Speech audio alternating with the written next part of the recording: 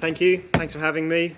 I just want to say a few words about the Nanny State, and particularly I want to talk about what I think is the real problem with the Nanny State, which is not simply that it's annoying and illiberal and gets on our wick and stops us from having fun, but that it actually undermines the Enlightenment itself, that it actually represents a reversal of the gains of the Enlightenment and takes us back to a pre-Enlightenment era. Of course, it's completely true that the most immediate impact of the Nanny State is to make us angry and to kill our joy, to kill our buzz. You know, the smoking ban is one example, which in Britain is now going even further, and we're now banning smoking in parks, on beaches, on Brighton Beach, where you can walk around naked and pretty much have sex in public if you want. You now can't smoke. So really, there's a comedian in London called Victoria Wood who did this funny skit like 20 years ago about a couple having sex on a train, and British people are so reserved they didn't say anything. But then after they had sex, they lit up a cigarette and someone said, "Do you know this is not, that you can't smoke in this carriage?" That's now actually become true. You can do lots of weird, wacky things in Brighton, which is the capital of decadence in Britain, but you can't smoke a cigarette on the beach. That's really annoying. The attack on drinking, the attack on boozing is also incredibly annoying. Lockouts, limitations to when you can buy a drink, what time you can buy a drink. In Britain, we have a discussion about binge drinking, and the government is always clamping down on binge drinking. You should know that the government defines binge drinking as 4 units of alcohol, which is 2 weak pints of lager.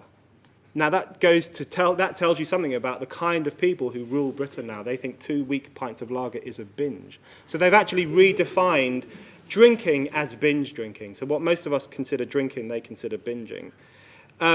Nudging, the nudge state, which in my mind is even worse than the nanny state because it's so cynical and secretive. This idea that the powers that be should nudge us in the right direction, should nudge us towards good health, should nudge us to make the right decisions about how we pay our taxes.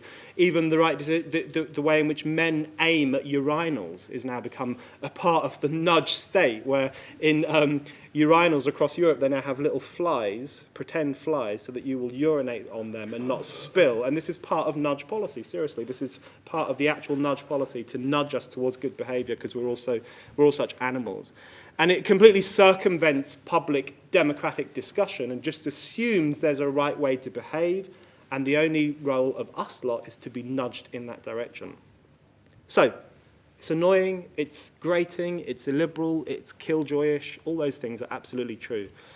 But it's not enough to say that. I think there's a far more profound problem, which all of this crap represents a reversal of the Enlightenment itself. The birth of the modern democratic era is being undone by these people, by the nanny state, by the nudging state, by the new bureaucratic authoritarian elites that run the Western world. And if you had to sum up the Enlightenment, I would say the whole message of the Enlightenment was that we have to restrict the government's authority over individuals, over both our bodies and our minds. Both our bodies and our minds should be free from external intervention. That's the Enlightenment, summed up in one sentence. Every single serious document and tract and thesis of the Enlightenment had that message at its heart. And it's not surprising that the Enlightenment comes after the Inquisition, because the Inquisition represents possibly history's most shocking intervention into people's souls, into their minds, into what they thought, into what they believed. Nothing was private. Everything was open to policing and punishment. You could be burnt at the stake for what was in your mind. So after that calamity, that historical calamity, comes a new idea, an enlightenment, that people should be free to think what they want and actually to behave pretty much how they want. So one of the first expressions of this new idea came from Edward Coke, who was this great English jurist who basically brought the Magna Carta into the modern world, one of my heroes. He said, "No man shall be tried upon his secret opinion." This was the post-Inquisition message. No one should be tried or punished for his secret opinion, for what he thinks, what's in his mind. It was a revolutionary idea in the 1600s when he said it. And today, again, when you have Barry Spur being sacked from the University of Sydney for his secret opinion, for what's in his mind, for what he says to his friends in private, it has become, once again, a revolutionary idea to say that no man should be tried or punished upon his secret opinion. Then later on, you have John Locke, his letter on toleration in 1689, which is basically the founding document of the modern Enlightenment. That whole letter is about, in Locke's words, settling the bounds that lie between the business of government and that of freedom of thought. He basically wanted to stipulate that you have individuals over here and you have the government over here, and they should leave us alone. He said the government should only be concerned with outward things, the structure of society, the collection of taxes, various other things like that, but never with inward things, by which he meant our beliefs, our thoughts, even our bodily integrity. There's a really interesting line in Locke's letter on toleration where he says, if a man is making himself ill, should a doctor have the right to intervene? And Locke says no, because we have to take individual sovereignty so seriously that people should even be free to make themselves sick. And then we move on to Kant, another one of my heroes, Kant and his essay, What is Enlightenment? If you read What is Enlightenment now, it's hilarious because it is basically an argument against the nanny state. It's basically Kant arguing in the 1700s against the nanny state. And Kant complains about the fact that he says, I have a book that thinks for me, a pastor who acts as my conscience, a physician who prescribes my diet. He goes on and on about these nannying people who want to run his life and tell him what to think. And he calls them guardians. And he says, these guardians treat us as domestic cattle.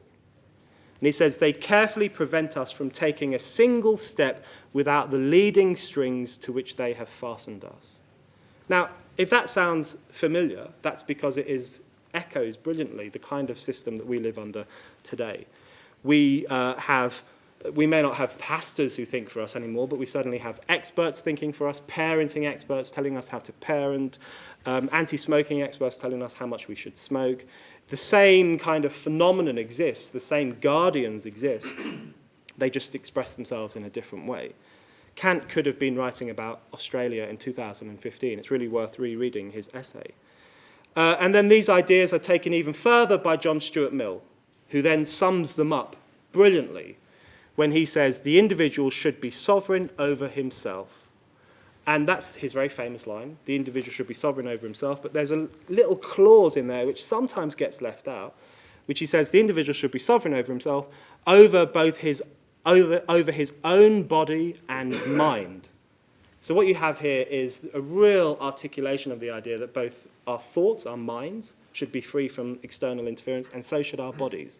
So should our own person, the fact that we should be able to do to ourselves what we want. And famously, Mill said that it's only when you harm another person, not when you harm yourself, only when you harm another person that the state should have the right to interfere with you.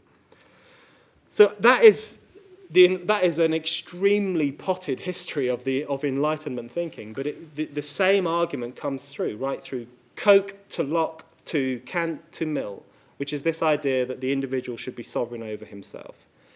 And I think what we have today is a complete reversal of that on so many different levels. And for me, the thing that summed this up best is not just the drinking stuff and the smoking stuff and all those irritating rules and regulations, but the comments made by the Nudge Unit in Downing Street. Downing Street now has, inside Downing Street, there is something called a Nudge Unit, which is devoted to changing citizens' behaviour. You know, in the old days, citizens would elect a government and then the government had to do what the citizens wanted it to do. Now, in a complete reversal, the government does tells citizens what it thinks they should do. And this Nudge Unit says that it wants to be the surrogate willpower of the people of Britain. It wants to be our surrogate willpower. And what that means, it wants to think on our behalf and act on our behalf and carve us into the kind of moral, physical, healthy creatures that it thinks we should be. And that takes even further the phenomenon that Kant was talking about, these guardians who are constantly breathing down our necks, telling us how to think, telling us how to behave. It takes it to another level. And I think So what we're seeing is not simply the rise of petty, annoying rules and regulations, but the reversal of a whole historical epoch. That this kind of 300, 400-year idea that the individual should be sovereign and that the authority should be restrained from interfering in our lives, that is being undermined by the rise of the nanny state, by the rise of the nudging state, by the rise of these new bureaucracies which seriously, genuinely believe that they have the authority to police what we think, to police what we eat, to hector us about how we behave, to control our social lives and everything else. And what's the solution to that? The solution is not simply to complain about smoking bans and all those things, although we should do that. Not simply to complain about the imposition of traffic light systems on food, which is what we now have in Britain. Food products are being introduced where they've got a red light, which means they're bad and unhealthy, and an amber light if they're okay, and then a green light, which is they're good, which basically only goes on kale and cabbage and that kind of thing. And all those things, we have to argue against all those things and expose the patronising, ridiculous nature of them. But we also have to constantly assert the value of freedom and the value of individual sovereignty and the importance of allowing people to determine their destinies for themselves, which was a revolutionary idea in 1689 and 1649 when those guys were around, and it's once again become another revolutionary idea. And I think to that end we should bear in mind the words of Kant again. Kant said, the Enlightenment, it's not complicated, it's really straightforward, and he has this brilliant line where he says, the Enlightenment requires nothing but freedom. That's all it requires. All you need to do is to be free, behave like a free person, take responsibility for your life, cut the fastening strings, as he calls them, that the guardians have attached to us, refuse to play by their rules, refuse to be told what to think and how to behave. And instead, in Kant's words, you should walk firmly and cultivate your own mind. And I think that's the kind of message we should take forward to today. Shove the nannies and nudgers out of our lives, and we should walk firmly and cultivate our own minds.